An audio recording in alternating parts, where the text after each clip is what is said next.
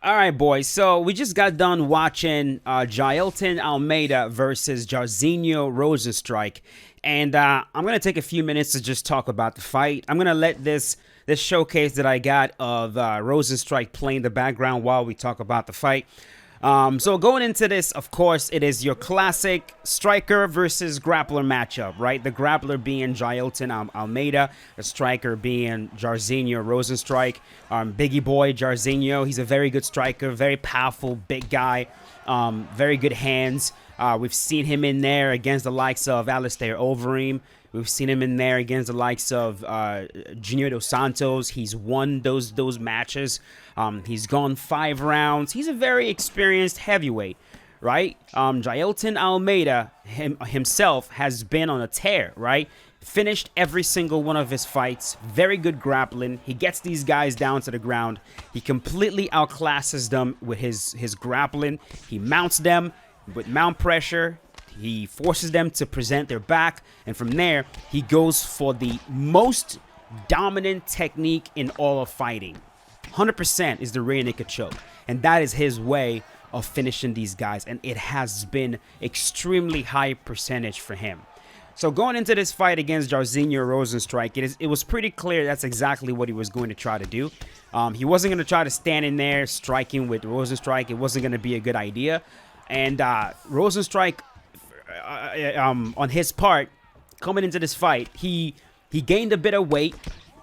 He weighed in, I believe, 265, and that's not really what he's weighed in the past. He wants to be more of a bigger heavyweight. And see, I kind of want to spend a bit of time here. There were some people that I saw in the comments talking about how, this is really going to help his grappling. They're really excited to see what he looks like now that he's bigger. It'll be harder to grapple him. And I've said this to you guys before, but I'll say it again. Being big does not really help your grappling too much unless you know how to grapple.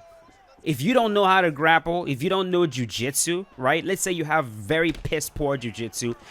Adding additional weight to your frame is not going to help. It's actually going to be a hindrance to your jiu-jitsu. A vast majority of what you're going to do from jiu-jitsu, especially from the bottom, is you're going to be fighting against gravity. That's one. 2, you're going to have to be able to maintain frames for long periods of time. You might need to be able to invert. You need to be able to maintain knee to elbow connection to prevent your opponent from easily passing your guard. And you need to be able to do that for long periods of time. You need to be able to off-balance your opponent. And being able to off-balance a man that's on top of you means that you got to be able to get underneath them properly. You got to get under their center of gravity. And it is not easy to do that when you're a big guy. It is also much easier to flatten you out, right? In positions like half guard, where the key in half guard bottom is to stay on your side. You got to stay on your side, because the moment you're flattened out, that's when the passes begin. That's when terrible ground and pound starts to happen. And it is easier to do these things when you're lighter, because when you're lighter, you can control your body a lot more. Keep in mind, when you're on the bottom, not only are you fighting against gravity, right? You're also carrying your opponent's weight on top of you. And being heavier only helps you if you know how to move that weight. If you have legitimate jiu-jitsu skills and you know how to move that weight. That's the only time it becomes a serious advantage. And so another thing too is big guys, man, guys who are really, really big, especially those that don't have the greatest takedown defense in the world. These guys are some of the easiest guys to take down. I've said this multiple times, man. All you need is just a little bit of off balance, and these guys, they crash under their own weight. In the first round of this fight, Jailton Almeida shot a straight up double leg, ran into the hips of Jairzinho Rosenstrike, wasn't able to get the takedown. Second time he shot, he wrapped up both of his legs, which of course is one of the best ways to take down a heavyweight. It's either shoot a single leg, force them to balance. A lot of times they fall over on their own weight. Or if you can wrap both legs together, which is again why in the sport of jiu-jitsu, some of the best ways to control a big guy is to get directly underneath him, use single leg X, for example, off balance him, sit him down, double trouble, control both of their legs, tie them up, and next thing you know, they're a freaking sitting duck. So Jailton shot another double leg, wrapped up both of his legs, drove forward a little bit, and what happened? Biggie Boy fell. He just fell down, man. You're not gonna see a good wrestler that's as big as Rosenstrike fall that way, right? They know how to control that weight, right? But the moment he was off balanced a little bit, he fell on his back. The moment he fell on his back, it was very, very easy. He gave up the crossface very easily. He got flattened out. He was actually being very patient, way more patient than I thought he was going to be. I thought he was going to try to muscle up, you know, like big guys always do. They try to use power and strength to muscle up, which is a terrible idea. But he didn't.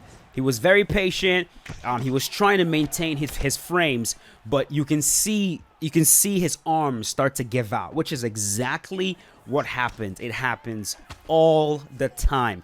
You can maintain those frames. You might get a knee shield in and half guard, but after a while, man, if you're not used to doing that, if you're not used to maintaining those frames for long periods of time, especially when you're mostly framing with your arms as opposed to the strongest part of your body, which is your legs, those arms are gonna give out, and you're gonna easily get flattened out. A crossface is gonna get put on, and you're gonna get mounted. Now, the second thing that some people were saying is, man, they couldn't believe how Jairzinho Rozenstruik, you know, made the mistake of giving up his back. Guys, listen, I'm gonna tell you guys, man, even in the sport of jiu-jitsu, mount pressure is one of the best ways to force an athlete to present their back. It's not that it's a mistake, right? Like, you could say it is a mistake, but it is a tactical thing, right? You see this even at the highest levels of jiu-jitsu. I'm talking people who do this for a living. That's all they do. If there's enough mount pressure, even without strikes, you're going to see guys start presenting their backs because it's too goddamn much. You have a dude sitting on your chest, especially if they're trying to freaking smother you. Your breathing it's uncomfortable, man. It feels terrible. And you're going to see guys start presenting their backs. And from there, that's why the rear naked choke, for example, if you watch Jiu-Jitsu Worlds, whether it's like, it is very, very common to see guys get rear naked choked. And so that's what happened. And when you add strikes on top of that,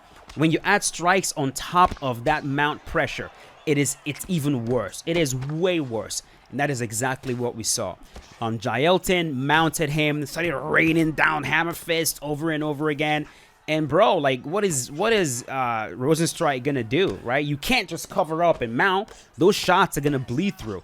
I don't think he really has the jiu-jitsu skills to, you know, exit mount, because like what he's supposed to do in mount when somebody is postured up is, you know, you gotta bridge, get them to off balance them, get them to post, then you grab, and then from there start working your knee elbow escape. But I don't expect Jairzinho Rozenstruik to know how to do that, and even if he does, man, in the heat of the moment, it is not an easy thing to do at all.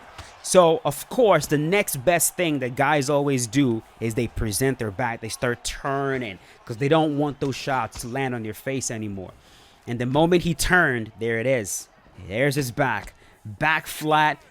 Jailton Almeida locks in the rear naked choke. And it was only a matter of time, man. Homeboy tapped, and that was it. That was it. Got him out of there. Fight ended. Round number 1. So, again, to me, that was just completely inevitable. The skill level on the ground, it's too great. It's too massive. It's just too massive. For this fight to not have ended this way, Jairzinho Rozenstruik had to have just put this guy away. He had to have put him away in like the first round, because it was only a matter of time before he got taken down. And the moment the fight hits the ground, it's going to look like child's play, right? It's not going to be competitive whatsoever, because jiu-jitsu is hard, but jiu-jitsu is even harder when you're a heavyweight. It's much harder when you're a heavyweight on your back, right? Like, the hardest part of jiu-jitsu is the bottom game. It's way harder than playing from the top, way harder. But when you're a big guy who doesn't know jiu-jitsu and you're on your back, it's pretty tough, especially when strikes are involved in the sport of MMA. it's a tall order, man. It really is. So, man, Jailton Almeida, very, very good addition to the heavyweight division. I don't know what's next for that man. Of course, some people are talking about, hey, are we going to see him versus John Jones? I really don't think so. I don't think that's going to happen. It's just, it's very unlikely. I mean, John has even come out and said that he's probably not going to fight Sergey Pavlovich, which, by the way, is, you know, another guy in that weight class that's really, really, everybody is really high on him. So unlikely we're going to see John versus Jailton Almeida. John's going to fight Stipe Miocic and freaking call it a day, most likely. But man, what a good time to be a heavyweight if your name is Jailton Almeida. What a good time to be a heavyweight. A lot of the guys in that weight class right now are strikers. Easy pickings, man, if you're that guy. Because you just know, like, what's next? I mean, they might put him in there. I don't know who's next. Whoever it is, he should be able to take them down, mount them, use that mount pressure to force them to present their backs again, and just get them out of there. But yeah, let me know in the comments what you guys thought about this this fight card. We're still going to talk about the light heavyweight fight between Johnny Walker versus Anthony Lionheart Smith. Oh my God, man. What a fight. I did a fighter showcase for those guys. I'm going to upload it later. It's going to be one fight for Johnny Walker and one fight for Anthony Smith, and we'll talk about that later. But so let's see what else happened in this fight that I'm showing you right there. Right there, I knock out Stipe Miocic with Jairzinho Rozenstruik. Well timed, well timed. So thank you so much for watching. Hope you guys enjoyed the breakdown right here. If you did, leave a like on it. Hope you guys enjoyed the event. The event was actually in Charlotte, North Carolina. I was planning on going, but I don't know. I don't know. I'm a little bit nervous. Not nervous, but like, I don't like being outside these days, bro. Especially being in crowds with large crowds of people. But yeah, thanks for watching. I'll see you guys later. Peace out. Have a good one.